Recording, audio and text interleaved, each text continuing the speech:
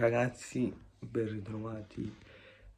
La reaction di ieri non è uscita perché non l'ho conclusa e praticamente dopo che stavo era la venerdì santo, ho dovuto, non me la sono vista tutta perché devo andare a fare la processione per Gesù morto.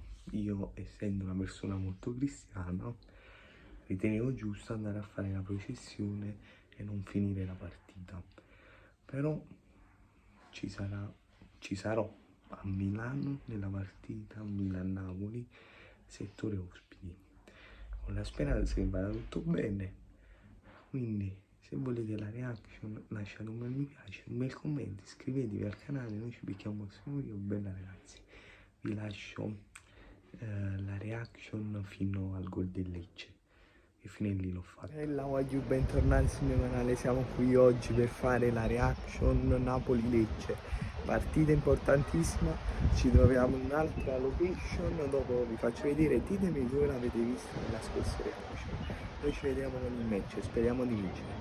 Ci dobbiamo riscattare da un 0-4. Passa davanti Sise, a questo punto in area non c'è nessuno, va profondo, molto profondo, da Di Francesco.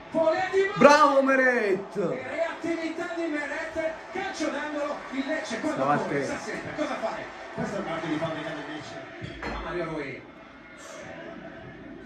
Che può essere gestita sul lato debole da dovessi di andiamo dietro. Anghissà. Come nascono le trasmissioni?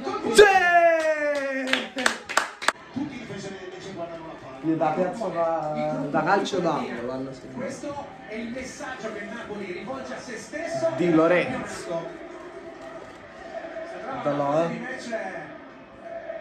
Alla Osimhen. Ritmo, circolazione palla.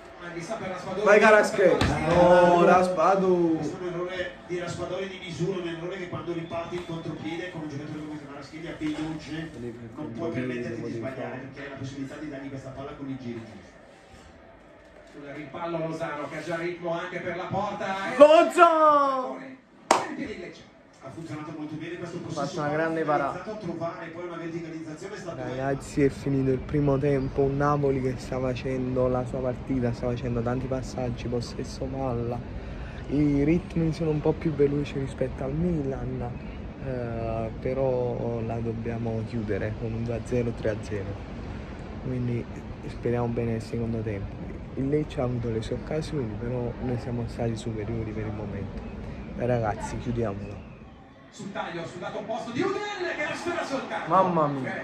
Una grande azione questa, iniziata a sinistra ancora una volta per chiudere a destra. Palla perfetta di Di Francesco che con il Massa. Di nuovo Kvaratskhelia. Riesce a passare. Vai Kvaratskhelia. Anghissà. Calcio d'angolo e Falcone uscito. Evita. Traversa e poi gol. Ma spazza quella palla. A marcare dentro l'area. 517 minuti dopo, ecco un gol del Lecce. Vale l'1-1 sulla punizione di Udel. La traversa centrata da Sise, poi Lobotka che non spazza. Qua sotto le gambe di Rachmani. La rapidità di Di Francesco, il pensiero, il pensiero con la